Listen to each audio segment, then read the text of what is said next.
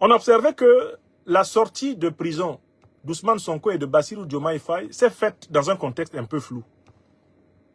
Il y a des choses qu'on n'a pas comprises. Il y a des choses qu'on n'a pas vues quand ils sortaient de prison. D'abord, inévitablement, reconnaissons qu'ils sont sortis de prison parce que le peuple sénégalais est resté mobilisé, massivement mobilisé. La pression était très forte. Mais, alors que Macky Sall s'était donné un mal fou pour disqualifier Ousmane Sonko, empêcher Ousmane Sonko d'être candidat, tout le monde a été surpris de voir Ousmane Sonko et son parti, PASTEF, décider de contourner cet obstacle, dressé par Macky Sall avec le soutien des néocolonialistes français, en promouvant la candidature de Bassirou Diomaye Diakhar Faye à travers la formule électorale Diomaye, Moïse, Sonko. Voter pour Diomaye, c'est voter pour Sonko. Il faut que les Sénégalaises et les Sénégalais qui m'écoutent nous aident à comprendre encore mieux ce qui s'est passé là. Sur la base de quoi Ousmane Sonko a-t-il renoncé à son droit à la candidature? 1. On lui avait mis une justice instrumentalisée sur le dos pour l'empêcher d'être candidat. 2. Un conseil constitutionnel aux ordres de Macky Sall et du néocolonialisme français faisait obstacle. 3. Ses propres camarades de PASTEF se sont accordés avec lui pour contourner cet obstacle en promouvant la candidature de Bassirou Diomaye Diakhar Faye. Et par conséquent, PASTEF est entré dans l'élection présidentielle, eh bien en 2022 ou 2023. PASTEF est entré en 2023 dans l'élection présidentielle en ayant renoncé à sa souveraineté de parti de gouvernement. Et ça, c'est le point de départ de toutes les dérives. À partir du moment où PASTEF a accepté qu'une force politique extérieure, que ce soit Macky Sall ou le néocolonialisme français, lui impose de renoncer à son candidat, qui était alors naturel, le charismatique Ousmane Sonko, à partir de ce compromis, le ver était entré dans le fruit. C'est la première erreur. On leur a dit, on vous libère, on vous laisse battre campagne, à condition que ce ne soit pas Sonko. Et ils l'ont accepté. À partir du moment où ils l'ont accepté, le rapport de force s'est inversé à l'intérieur de PASTEF entre les militants du panafricanisme révolutionnaire et les militants de l'évolutionnisme néocolonial. Voilà l'analyse que je fais, le point de départ de tout. À l'intérieur de PASTEF, le panafricanisme révolutionnaire a été doublé par l'évolutionnisme néocolonial. Puisque c'est pour plaire à Macky Sall, pour plaire aux néocolonialistes français, qu'on a bloqué la candidature de Sonko. Dès lors que PASTEF l'a accepté, PASTEF entrait sous la tutelle, eh bien, d'une partie de la bourgeoisie comprador sénégalaise, issue du colonialisme et du néocolonialisme français, PASTEF entrait par là même en deal avec l'oligarchie néocolonialiste française. Ça, c'est le premier point. Le deuxième point, tout cela allait se traduire, bien sûr, par une victoire de PASTEF, incontestable aux élections. Mais alors que PASTEF a gagné les élections législatives, alors que PASTEF a gagné les élections présidentielles, PASTEF s'est mis à partager le pouvoir avec les élites compatibles avec le néocolonialisme français. La composition même du gouvernement sénégalais témoigne de ces compromissions. Il n'y a qu'à voir ce que j'ai donc appelé le tricéphalisme du gouvernement sénégalais.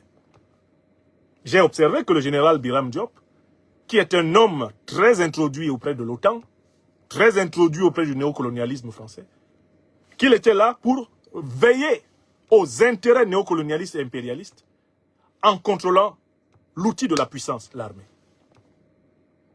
Ousmane Sonko, Premier ministre, a lui-même dénoncé plusieurs ministres qui ne lui obéissaient pas et qui semblaient ne même pas obéir au président de la République lui-même. Il y a eu quelques remaniements, mais le gouvernement sénégalais est encore un équilibre entre les forces de l'ancien régime néocolonialiste, néocolonisé, pro-France africain, et les forces révolutionnaires pastéfiennes. De fait, les forces révolutionnaires pastéfiennes sont mal à l'aise dans le gouvernement Sonko et globalement dans la majorité au pouvoir. Cela s'est traduit donc par le conflit autour de la nomination de la personne qui doit présider la coalition au pouvoir, la coalition de la majorité. Le président Bassirou Diomaye Diakhar Faye, préférant l'ancienne première ministre Aminata Touré, qui, comme on le voit très bien, est une habituée de la politique france-africaine sénégalaise, à Madame Mbodj, qui, quant à elle, est une pastéfienne d'obédience révolutionnaire. Donc, à partir du moment où le gouvernement lui-même était travaillé par ce déséquilibre qui est à l'origine des négociations de sortie de prison, l'aventure ambiguë, le concept tiré du célèbre roman de Cheikh Hamidou Kane, pouvait commencer. Troisième niveau où j'ai constaté la difficulté. L'attitude de Pastef au pouvoir envers les pays panafricanistes révolutionnaires en lutte, notamment l'Alliance des États du Sahel.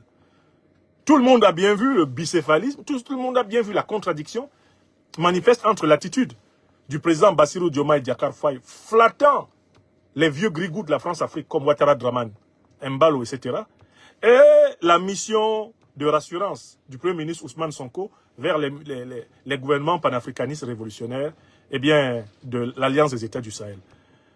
On a bien vu que le pouvoir Pastef souffle le chaud et le froid. Le froid à travers Diomaye et Biram Diop, le chaud à travers Ousmane Sonko. Et que, quelque part, ce pouvoir, diplomatiquement, allait à U et à Dia. À U et à Dia. À U et à Dia. Troisième indice troublant de toute cette affaire. Quatrième indice. On s'est rendu compte que les deux tempéraments de l'exécutif sénégalais actuel sont incompatibles. Par exemple, le Premier ministre chef du gouvernement, qui est du même parti politique que le président de la République, normalement n'a pas besoin d'exposer ses désaccords avec le président de la République dans une réunion publique, qui plus est en présence d'un chef d'État étranger. Or, Ousmane Sonko, plusieurs fois, a exposé ses désaccords avec le président Bassirou Diomaye Faye dans le cadre officiel, public, et même parfois en présence de dirigeants non sénégalais. Ce qui est le signe d'un véritable malaise à la tête d'un exécutif. Si le Premier ministre ne peut pas discuter de ce qui ne va pas avec le président de la République, et qu'il est obligé de régler ses comptes, ou plutôt ses désaccords avec le président de la République en public, cela veut dire que le pays est mal gouverné. Le pays est divisé à son sommet. On connaît les positions classiques de Pastef. Le programme de Pastef demande le démantèlement du franc CFA. Depuis qu'ils sont au pouvoir, Bassirou Diomaye Diakhar Faye et Ousmane Sonko ont du mal avec cette question de la mise en application de cette partie du programme de Pastef, le démantèlement du CFA. Pastef est l'un des partis qui a même rédigé le programme de démantèlement, les étapes qu'il faut suivre. J'ai lu le programme, j'ai lu le projet de Pastef. Il est encore sur le site officiel de ce parti. Je pense pastef.org. Je l'ai lu. Pastef, dans l'opposition, avait déjà expliqué les étapes qu'il suivrait pour sortir du CFA. Quand Ousmane Sonko est obligé, lors d'une conférence publique, de rappeler le président Bassirou Diomaye Diakhar Faye, président de la République, chef de l'État, et un autre chef d'État qui sont en visite au Sénégal, de les rappeler, pour ainsi dire, à l'obligation de sortir du franc CFA, c'est le signe qu'en réalité, il y a une dichotomie au cœur de l'exécutif. Ils peuvent ne pas être d'accord, mais exposer leurs désaccords comme ils l'ont fait là, en tout cas comme Ousmane Sonko l'a fait là, c'est clairement en réalité engager un bras de fer. Et ça, c'est un très mauvais signe. J'ai toujours dit, et j'ai toujours prévenu mes frères et sœurs sénégalais, qu'un bras de fer entre Sonko et Diomaye, qui se traduirait donc par un affrontement par partisans interposés, serait l'occasion pour le troisième larron, Biram Diop, de prendre le pouvoir et de dire qu'il veut rétablir l'ordre. C'est dans des circonstances similaires qu'au Bénin, à la fin des années 60, Mathieu Kérékou s'empara du pouvoir.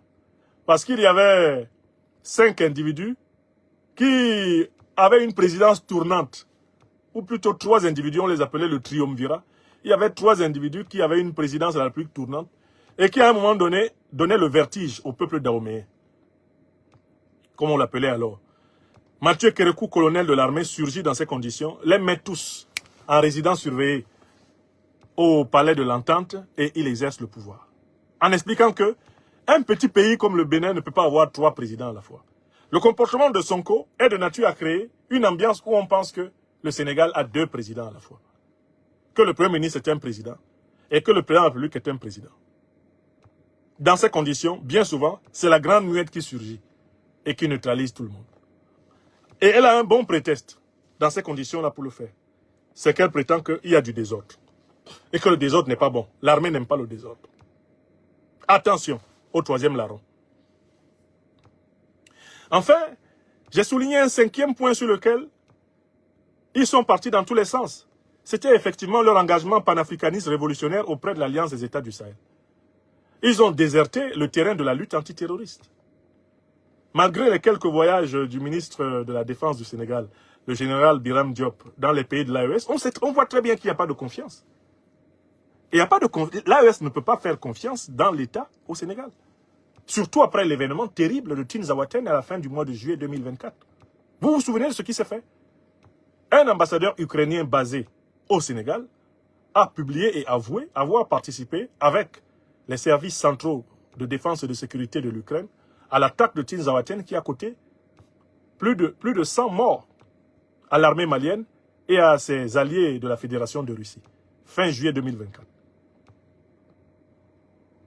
Donc, ça a été l'occasion de voir jusqu'où le Sénégal pouvait être solidaire du Mali ou de l'AES agressé par les terroristes. Ils se sont contentés de faire des remontrances verbales. Des remontrances verbales à l'ambassadeur ukrainien criminel de guerre contre le Mali. Donc, quand on voit la mollesse avec laquelle leur coopération dans la lutte antiterroriste s'est développée depuis qu'ils sont au pouvoir, on se rend compte en effet que l'aventure ambiguë est confirmée à Dakar. Alors pour conclure ce point et cette émission, qu'est-ce que je propose à nos frères et sœurs du Sénégal? Je voudrais demander au président Bassirou Diomaye Diakhar Faye, lui, en tant que chef de l'État du Sénégal, de bien vouloir se rendre compte qu'il doit choisir entre le néocolonialisme et le panafricanisme révolutionnaire. Pas seulement lui, mais même Ousmane Sonko. Les deux doivent choisir. On ne peut pas servir à la fois le néocolonialisme et le panafricanisme. Ce n'est pas possible. Il faut choisir. Il faut que le président Bassirou Diomaye Diakhar Faye et son premier ministre Ousmane Sonko choisissent le panafricanisme. Ça, c'est ma première recommandation. Je n'ai aucun pouvoir sur eux. Je dis comment ils peuvent sortir de cette crise. Deuxièmement, ayant choisi le panafricanisme, il faut qu'ils gouvernent avec les panafricanistes du Sénégal. Et qu'ils mettent dans l'opposition tous ceux qui sont du bloc néocolonialiste. Il faut former un authentique gouvernement panafricaniste du Sénégal. Deuxième proposition et recommandation. Troisième proposition et recommandation. De toute urgence, il faut engager une réforme en profondeur de l'armée dans la direction de l'armée populaire panafricaine du Sénégal afin de contrebalancer les comportements petits bourgeois d'une certaine élite assez fidèle au néocolonialisme français qui pourrait à tout moment surprendre le duo de Pastef par la stratégie du troisième larron. Réforme de l'armée dans une direction populaire en vous inspirant des méthodes du Burkina Faso, du Mali et du Niger. C'est urgent parce que la surprise risque de venir de là-bas. Troisième proposition, troisième recommandation. Quatrième recommandation, j'appelle nos frères qui dirigent aujourd'hui le Sénégal à une alliance claire, sans embâche, avec l'Alliance des États du Sahel. Car le programme de Pastef et celui de l'Alliance des États du Sahel sont des copies collées. Pastef n'est pas en train d'appliquer son programme.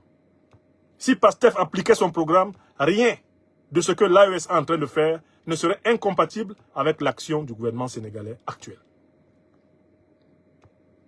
Une diplomatie panafricaniste signifie une union forte entre le Sénégal et les pays de l'AES. En vue d'ailleurs de l'adhésion du Sénégal à l'AES. Parce que le Sénégal panafricain, le Sénégal révolutionnaire n'a rien à faire dans la CEDEAO. Des jeunes dirigeants d'à peine 40 ans, comme le président Bassirou Diomaye Faye ou le premier ministre Ousmane Sonko, n'ont rien à faire dans une alliance néocolonisée. Il faut choisir le grand souffle panafricaniste révolutionnaire, messieurs. Il faut choisir, ou alors vous allez périr, comme le Samba Diallo, de l'aventure ambiguë. Vous allez mourir dans votre propre film. À force de vouloir gagner à tous les râteliers, vous serez bouffé par votre propre jeu entre Charybde et Scylla. Enfin, ma 5e recommandation est que la direction de l'Alliance soit clarifiée par une déclaration. Une déclaration du président de la République actuelle, chef de l'État, Bassirou Diomaye Diakhar Faye. Une déclaration par laquelle il dit que le candidat de l'Alliance au prochain mandat sera absolument, totalement et incontestablement pour lui, Ousmane Sonko. Il faut qu'il mette Ousmane Sonko en confiance. Parce qu'on voit très bien qu'Ousmane Sonko craint qu'en chemin, Bassirou Diomaye Diakhar Faye lui fasse ça, comme Ouattara Draman l'a fait à Guillaume Soro, en Côte d'Ivoire. On voit très bien qu'Ousmane Sonko commence à douter de ce que Diomaye et lui se sont promis. On voit très bien qu'Ousmane Sonko ne reconnaît plus le Diomaye avec lequel il s'est entendu dans la prison et sans doute sur le Coran, sur la Bible et je ne sais sur quel autre fétiche ils auraient pacté ou pactisé. Donc il faut que la confiance soit de retour entre les deux frères. Et cette confiance, elle est de retour dès lors qu'il y a un accord sur l'alternance. Et que cet accord est imposé à tous à l'intérieur de PASTEF. Il faut que ce soit bétonné dans une déclaration de politique générale de PASTEF. Que le leader de PASTEF, l'actuel Premier ministre Ousmane Sonko, est bel et bien le futur candidat à la présidence de la République de PASTEF. C'est un engagement solennel, sacré et ferme qui a pour but de réparer l'injustice qui lui a été faite de ne pas être candidat lors de l'élection de 2022-2023. Voilà comment ce problème peut se résoudre. Parce que j'ai bien entendu Ousmane Sonko dire que la dégradation de ses relations avec le président Bassirou Diomaye Diakhar Faye ne viendra pas de lui. Et qu'il espère, lui Sonko, que ça ne viendra pas de son frère, le président Bassirou Diomaye Diakhar Faye. Cette phrase suffit à dire que lui Sonko a perdu confiance en Bassirou Diomaye Diakhar Faye. C'est donc la responsabilité de Bassirou Diomaye Diakhar Faye qui s'est trop approché des néocolonialistes, eh bien, sénégalais et français. C'est sa responsabilité de rééquilibrer sa relation à son acolyte. Je ne souhaite pas que le Sénégal connaisse une tragédie comparable à celle que le Burkina Faso des années 80 a connue entre le président Sankara et son alter ego Blaise Compaoré. Que Dieu préserve le Sénégal d'une telle tragédie. Voilà pourquoi nous parlons. Car nous devons appeler nos peuples à méditer sur l'histoire.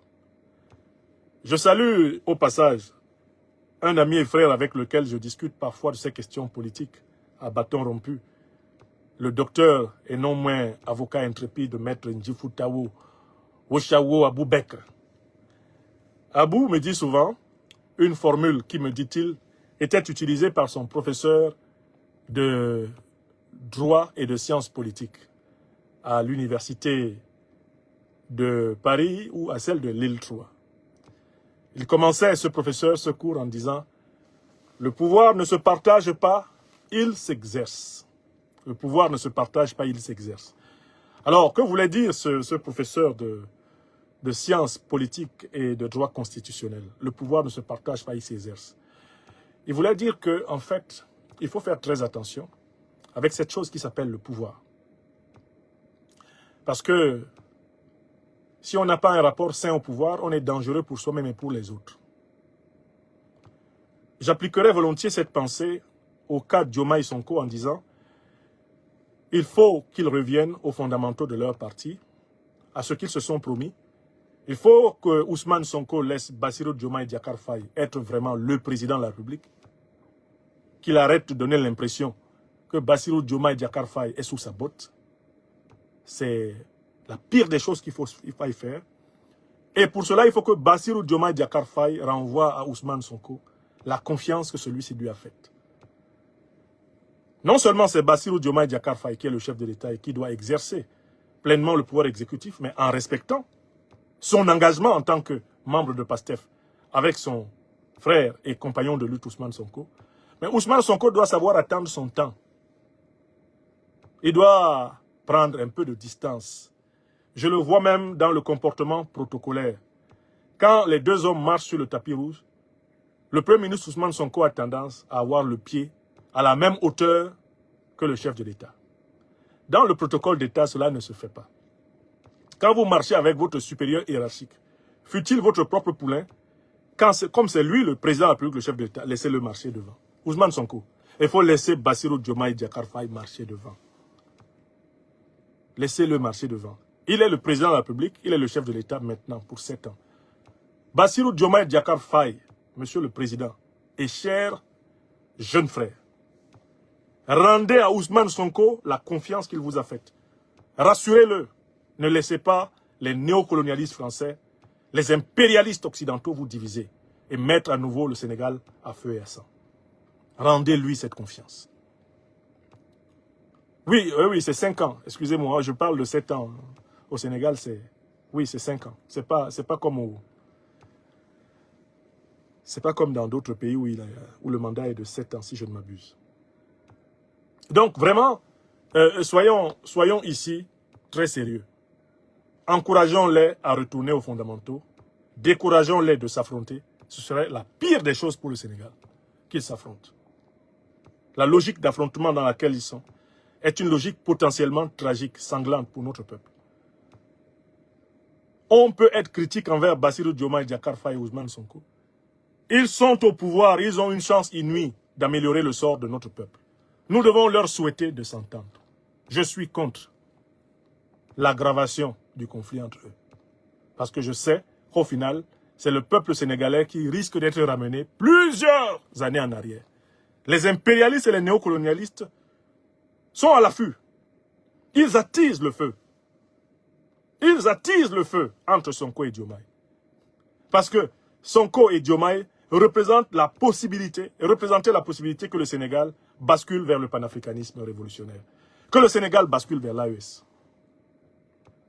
Vous ne pourrez pas vous en sortir si vous ne tenez pas parole envers le peuple sénégalais. Si vous ne tenez pas parole entre vous, vous ne pourrez pas vous en sortir. Et vous allez faire plus de mal que de bien si la division doit l'emporter. Telle est la parole que je voulais exercer aujourd'hui. Ça fait 3h17 que j'ai tenu le micro dans cet oratoire. J'espère ne pas l'avoir fait en vain. Et je vous souhaite maintenant, où que vous soyez dans le monde, une excellente fin de soirée. Il est déjà 17 novembre 2025 en France, presque 1h du matin, lorsque je ferme les lampions de ce direct du retour.